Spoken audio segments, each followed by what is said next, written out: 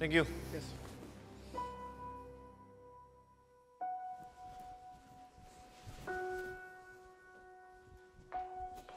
Dr. Benitez!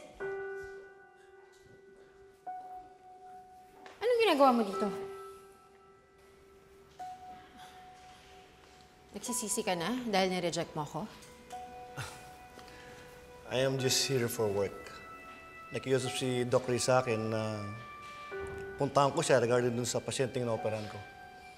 Eh, bakit kailangan mo pa magpunta dito? Bakit hindi na lang sa phone? Gusto mo lang siguro ako makita. No, Zoe. Nandito kasi yung pamilya ng pasyente.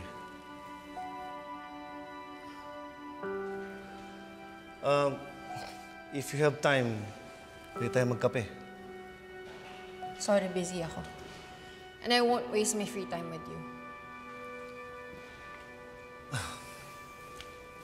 Zoe, pasensya ka na. Alam mo, malit lang ang mundo natin. Halos lahat ng neurosurgeons magkakakilala. Baka one day maging magkatrabaho pa tayo. So wait, lilinawin ko lang niyayaya mo akong mag-coffee so we can treat each other professionally? Ayos ka rin Zoe... Okay lang. Okay na ako.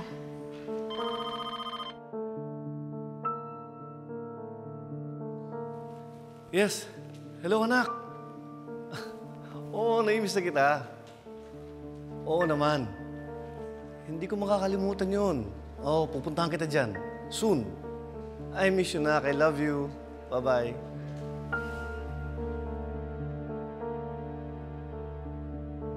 Ang sweet niya pala ng anak niyo. Pero sa bagay, I don't need you anymore.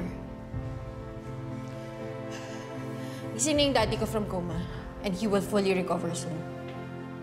Maging normal na yung buhay ko. And you won't be a part of it.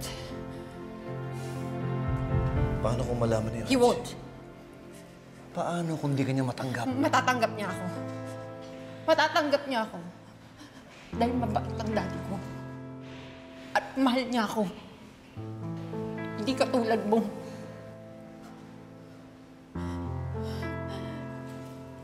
Pero salamat na rin.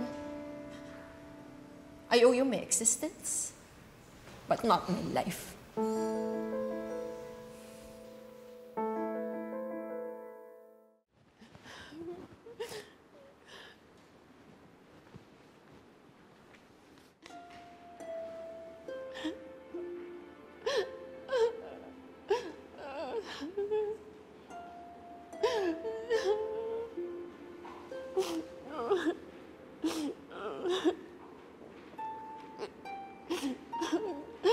Bakit ang sakit-sakit? Nasasaktan pa rin ako.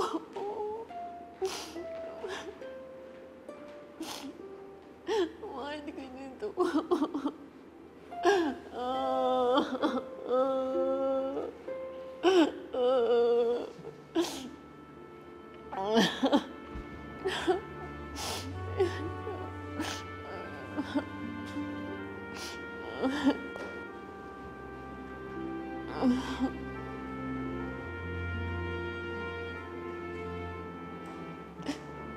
Hello?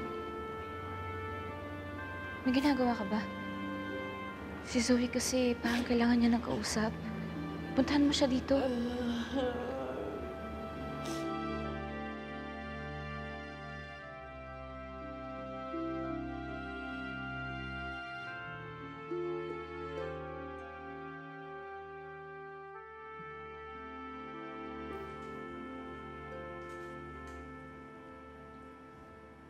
Hi, Doc. Good morning po. Mabuti po gising na po kayo.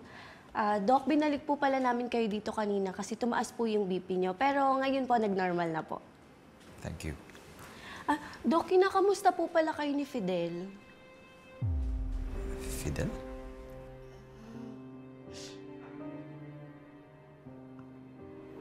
What are you doing here? I just want to give that to you. May kasamang shoulder to cry on yan. Corny mo.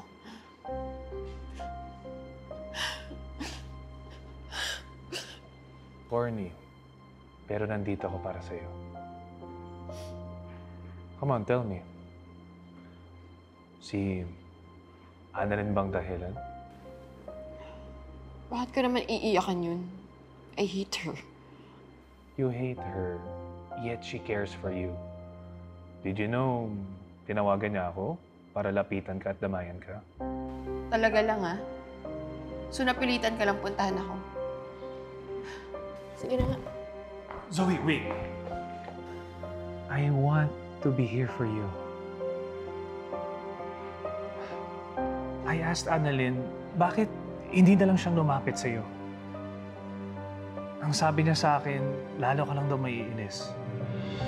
She doesn't want to aggravate whatever it is you're feeling. Kaya Zoe, please, tell me, what's going on? Nothing's going on. Kung bakit ako umiiyak, that's none of your business. At saka sa totoo lang, wala ka naman magagawa eh.